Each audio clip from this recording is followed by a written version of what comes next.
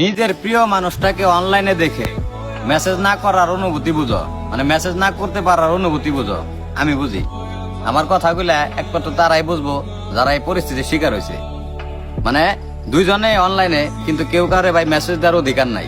মানে প্রোফাইলে ঢুকে বা ইনবক্সে ঢুকে ঠিকই ঘুরে আসা যায় বা উপরের মেসেজ গুলা পড়া যায়, কিন্তু তার মেসেজ দেওয়ার কোনো অধিকার নাই।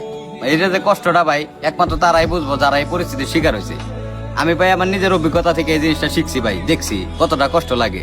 মানে দুইজনে অনলাইন আছি কিন্তু কোনো অধিকার নাই, মানে অধিকারটা সে হারাই ফেলাইছে। সে এক সময় আমারও খুব ভালোবাসতো, কিন্তু আজও ভাই আমি বিশ্বাস করেন, মানে আমি তার ইনবক্সে ঠিকই ঢুকে তার প্রোফাইলটাও চেক করে তার ফ্রেন্ড লিস্টে কারা কারা আছে তাও দিই, তার ছবিতে কারা কারা কমেন্ট করে লাইক করে আমি তাও দিই, কিন্তু তার মেসেজ করার মানে অধিকারটা আমার নাই।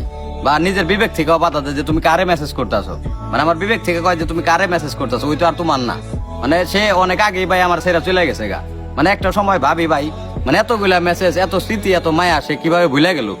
মানে একটা মানুষের ভাই, একটা মানুষের ভুলতে তো ভাই কিছুদিন টাইম লাগে। আর একটা মানুষ যখন একটা মানুষের জীবনে আসে, মানে তার যে মায়াগুলা, তার যে মানে মানুষটারে ভুলে যাওয়া সম্ভব তখনই যখন নাকি তার মৃত্যু হয়। মানে জীবিত অবস্থায় একটা মানুষটা কেমনে ছাইরা যায়, ভালো একটা অপশন পাই, এটা ভাই আমার মাথায় ধরে না। আমরা পারি না ভাই, কিন্তু ওরা ঠিকই পারে ভাই।